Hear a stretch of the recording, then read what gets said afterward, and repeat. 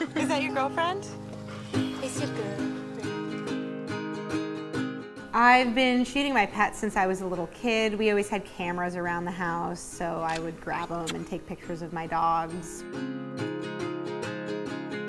I've been working with animals professionally since I was very young as well. I grew up next to a nature reserve, so I did animal care there, and I think when I started getting interested in photography, animals were a natural subject for me. So my work is totally unpredictable. I think that's something that I love about it. I never know what to expect. From like one week to the next, I don't know what gear I'm gonna have to be in. When I shoot, I'm really looking for something that's new and fresh. I'm looking for an energy or an expression that grabs me personally. And I'm an animal person, I'm my own audience. Photographer in Portland is pretty awesome. I'm not just limited to pets here. I can go out into the forest really easily. I do a lot of hiking and camping. I have a great studio in town. People love their animals here. They're pretty obsessed with their dogs especially, so that gives me an unlimited supply of models. Outdoors, I think animals are obviously much more comfortable. Most animals are used to being out in nature. Not a ton of animals have ever been in the studio before. So when I bring them into the studio, I let them kind of make the decisions, because when animals get to make their own decisions, they feel more in control, they relax more easily. But just having the experience I've had working with animals in training and in care, I can read them pretty well to know when they're stressed, or what I can do to get them to look in a certain direction, or what a certain animal needs before it's going to perform in front of the camera.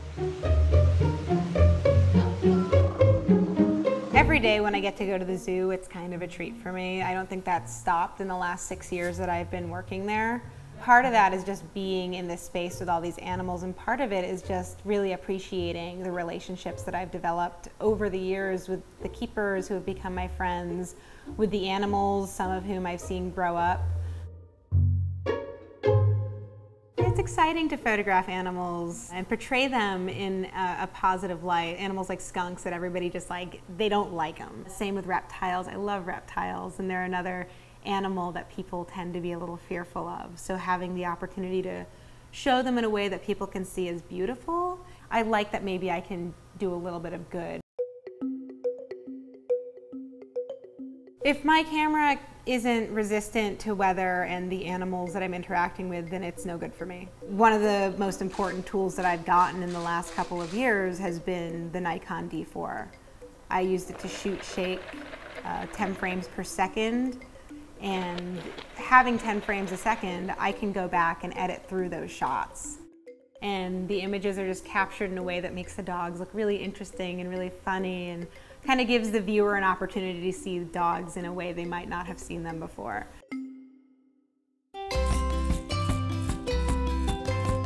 So some good tips for getting a great shot when you're out with your pet.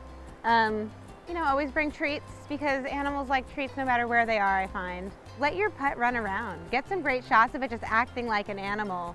Look for nice backgrounds, look for areas that you think would be really beautiful. Even if you just have a neighborhood park, you don't need to be in the middle of the wilderness. You can just go to the park and take different original photos for every season. What are you eating?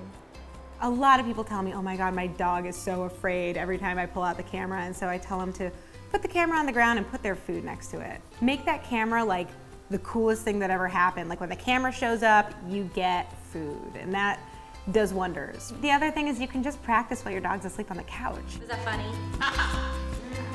I think that, you know, photography is very personal. I think it's important for people to do what makes them feel good. For me, you know, that becomes sharing these images and having this interaction with my fans, and hearing their stories of how it inspired them to want to shoot a certain way or try something. That makes me really happy. That said, if somebody shoots and they just want to take that picture and, you know, look at it every once in a while to preserve a memory or a moment, I think that's fine too. So I think it's very personal.